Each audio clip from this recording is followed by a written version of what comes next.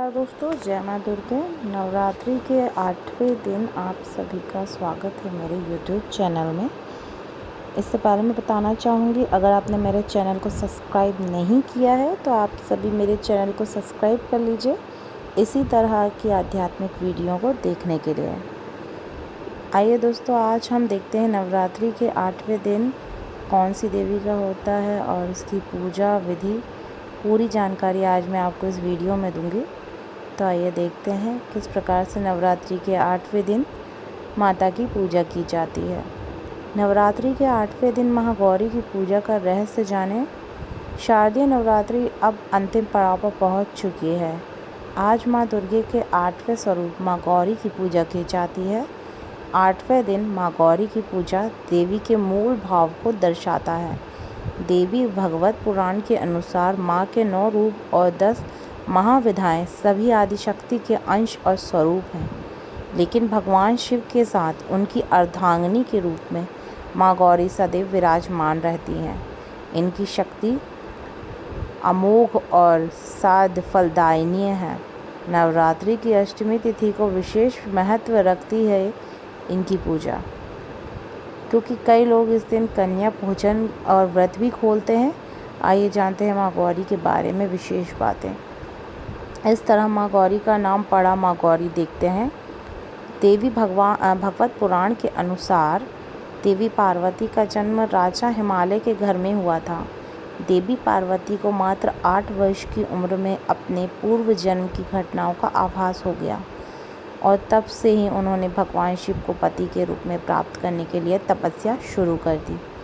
अपनी तपस्या के दौरान माता केवल कंद मूल फल और पत्तों का आहार करती थी। बाद में माता ने केवल वायु पीकर तप करना आरंभ कर दिया। तपस्या से पूर्व देवी पार्वती को महान गौरव प्राप्त हुआ, इसीलिए उनका नाम महागौरी पड़ा। इस दिन दुर्गा सप्तशती के मध्य चरित्र का पाठ करना विशेष फलदायिनी माना जाता है एवं कल्याणकारी भी होता है। माँ महागौरी माता की तपस्या की प्रसन्न होकर भगवान शिव ने उन्हें गंगा स्नान करने के लिए कहा। जिस समय माँ पार्वती स्नान करने गई, तब देवी का एक स्वरूप श्याम वर्ण के साथ प्रकट हुआ, जो कौशिकी कहलाई, और एक स्वरूप उज्ज्वला चंद्र के समान प्रकट हुआ, जो महागौरी कहलाई।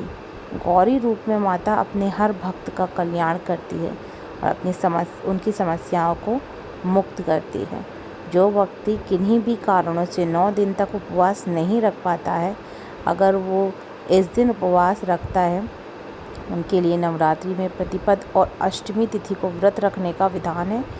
इससे 9 दिन का व्रत रखने के समान ही फल मिलता है। ऐसा है माँ गौरी का स्वरूप जानते हैं। देवी भगवत पुराण के अनुसार महागौरी वर्ण पूर्ण रूप से गोरा, अर्ध सफ़ेद और इनके वस्त्र आभूषण भी सफ़ेद रंग के हैं। माँ का वाहन वृषभ और बैल है। माँ के दाहिने हाथ अभय मुद्रा में और नीचे वाला हाथ दुर्गा शक्ति का प्रतीक त्रिशूल है। माँ गौरी के बाएं हाथ के ऊपर वाले हाथ में शिव का प्रतीक डमरू है। डमरू धारण करने के कारण इन्हें शिव भी कहा जाता है, शिवा भी कहा जाता है।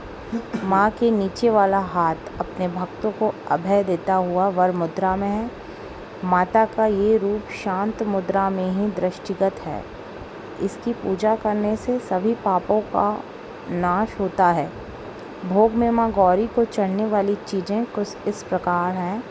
देवी भगवत पुराण के अनुसार नवरात्रि की अष्टमी तिथि को माँ को नारियल का भोग लगाने की परंपरा है। भोग लगाने के बाद नारियल को या तो ब्राह्मण को दे दें, अन्यथा प्रसाद रूप में वितरित कर दें।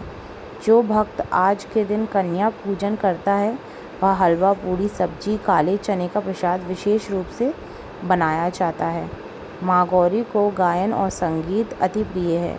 भक्तों को पूजा करते समय गुलाबी रंग के वस्त्र पहनना चाहिए। गुलाबी रंग प्रेम का प्रतीक है। एक परिवार को प्रेम के धागों से ही गूंथ कर रखा जा सकता है, इसीलिए नवरात्र की अष्टमी को गुलाबी रंग पहनना शुभ माना जाता है। माँ का ध्यान मंत्र। श्वेते वृषे स्मरूणा श्वेतांबरधरा शुचि माँ गौरी शुभ दधान महादेव प्रमोदाद या देवी सर्वभूतेषु मां गौरी रूपेण संस्थिता नमस्तस्यै नमस्तस्यै नमस्तस्यै नमो नमः। पूजा करने से होती है सौभाग्य की प्राप्ति। जो भक्त इस दिन कन्या पूजा करते हैं वो माता को हलवा चने के प्रसाद का भोग लगाते हैं। इस दिन कन्याओं को घर बुलाकर पैरों धुलाकर मंत्र द्वारा पंचोपचार पूजन करना चाहिए। रोली तिलक लगाकर और कलावा बांधकर सभी कन्याओं को हलवा पूरी सब्जी चने का प्रसाद परोसें। इसके बाद उनसे आशीर्वाद लें और सामर्थ्य अनुसार कोई भेंट या दक्षिणा देके विदा करना चाहिए। ऐसा करने से भक्ति की सभी इच्छाएं पूरी होती हैं और सौभाग्य की प्राप्ति होती है। माँ का ये रूप है मोक्षदायिनी है, इसलिए इनकी आराधना करने से असंभव कार्य भी संभव हो जाते हैं। धन्यवाद।